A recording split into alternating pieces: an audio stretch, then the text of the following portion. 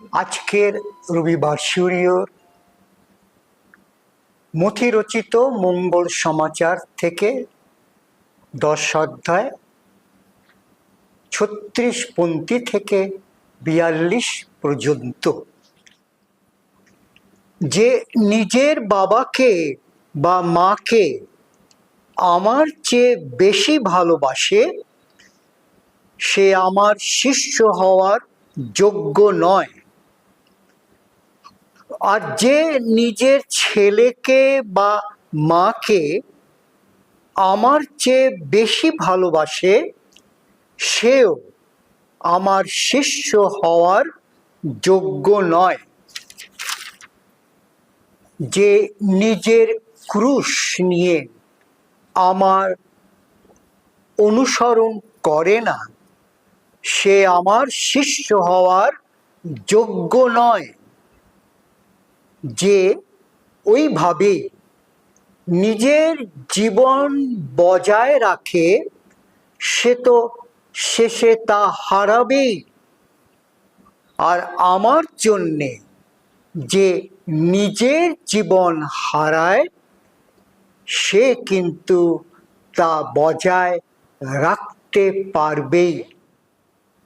আর যে আমাকে অভ্যর্থনা করে সে তাকেই অভ্যর্থনা করে যিনি আমাকে এখানে পাঠিয়েছেন।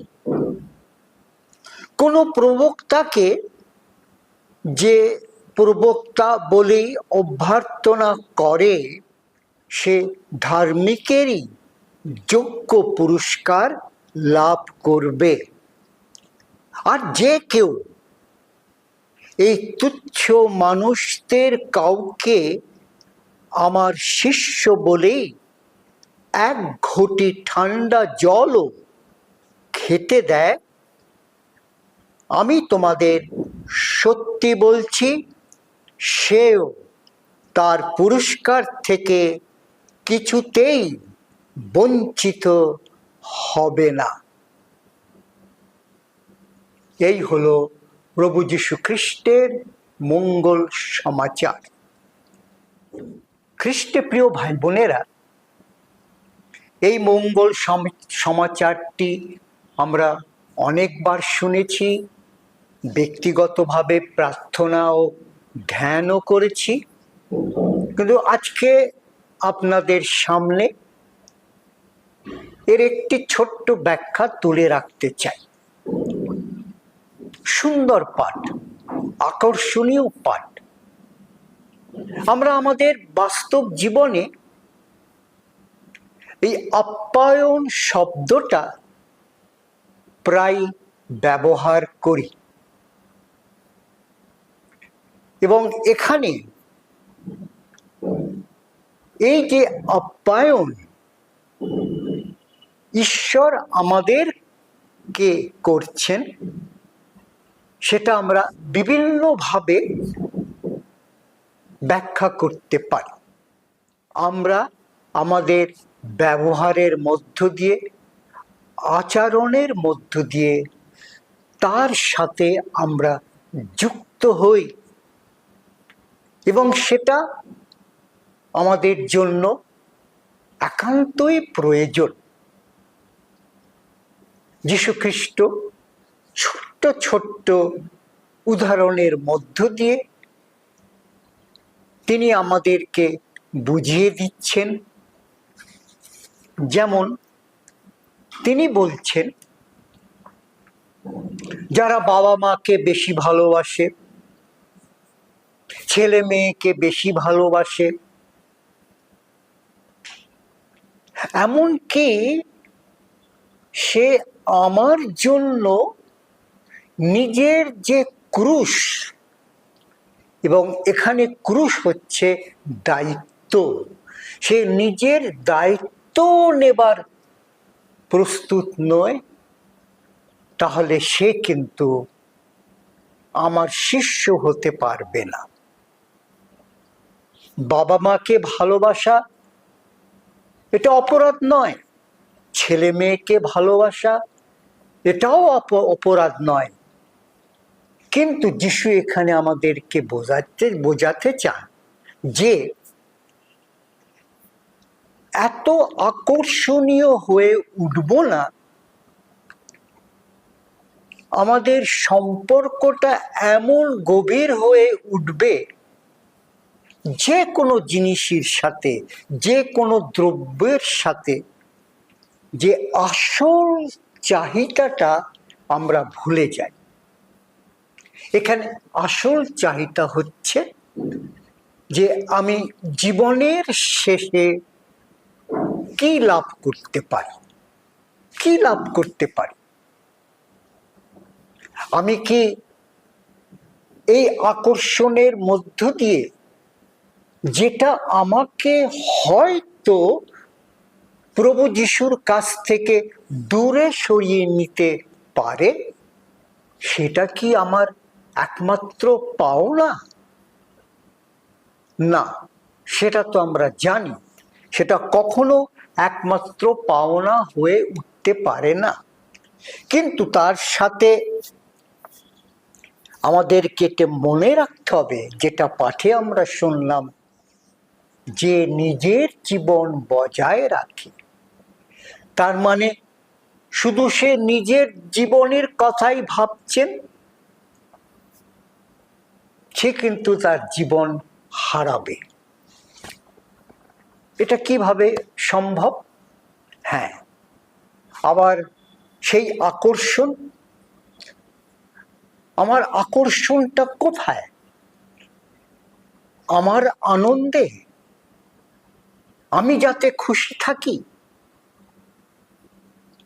যাতে ভোগ বিলাসের মধ্য দিয়ে, আনন্দের মধ্য দিয়ে আমি সবসময় নিজেকে মাতিয়ে রাখবো। তাই যদি হয়, খ্রিস্টে প্রিয় ভাই বোনেরা, আমরা কিন্তু নিজের জীবনকে হারাবো। তার মানে আমি যীশু খ্রিস্টের কাছ থেকে অনেক দূরে সরে যাব। হয়তো হতেও পারে যিশুকেও কিন্তু হারিয়ে দিতে পারে। তাই খ্রিস্টে প্রিয় ভাই বোনেরা, আমাদের একটু মনে রাখতে হবে যে প্রভু যিশু আমাদের কাছ থেকে কি চায়। যে মানুষ কোনো ব্যক্তিকে এক ঘুঁটি জল পান করতে দেয়, এর মানে তিনি নিজের কথা চিন্তা করছেন না, তিনি অপরের কথা চিন্তা করছেন।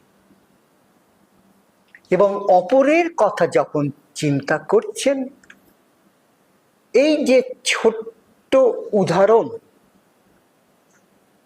এই ছোট্ট উদাহরণের মধ্য দিয়ে আমরা কিন্তু অন্তর থেকে বলতে পারি, যিশুকেই আমরা সেই জল পান করতে দিয়েছি।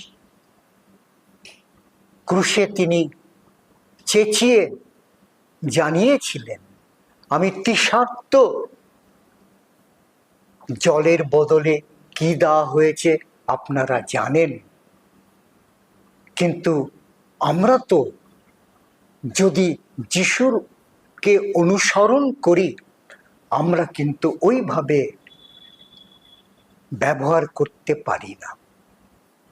অবশেষে আমরা একটা জিনিস মনে রাখতে হবে, যে আমরা যাই করি না করি, অন্তর থেকে তা যেন আসে। ঈশ্বর আমাদের অনেক কিছু দেন, এবং যা তিনি দেন সেটাই হচ্ছে তার দান।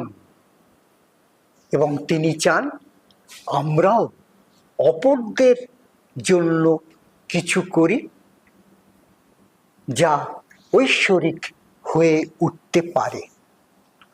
এবং তাই আমাদেরকে মনে রাখতে হবে, এই যে আপ্যায়নের কথা আমরা বলছি, এই আপ্যায়ন হচ্ছে যিশুকে মানুষের মধ্য দিয়ে গ্রহণ করা।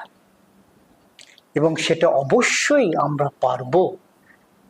জীবনে বিভিন্ন সাক্রামেন্ট আমরা গ্রহণ করেছি, এবং প্রতিটি সাক্রামেন্ট কিন্তু আমাদের জীবনকে আরো ঐশ্বরিক করে দেন, আরো শক্তিময় করে দেন। তাই খ্রিস্টে প্রিয় ভাই বোনেরা, আমাদের মনে রাখতে হবে সেই যীশু খ্রিস্টকে অন্তর থেকে, মন থেকে ভালোবাসতে হবে। ভালোবাসতে হবে আমাদের কথায়, আমাদের আচরণে এবং আমাদের ব্যবহারে। এটাই প্রভু যীশু খ্রিস্ট আমাদের কাছ থেকে চান, এবং আমরা আমাদের দৈনন্দিন কর্তব্যের মধ্য দিয়ে সেটাই আমরা পূরণ করতে চেষ্টা করব।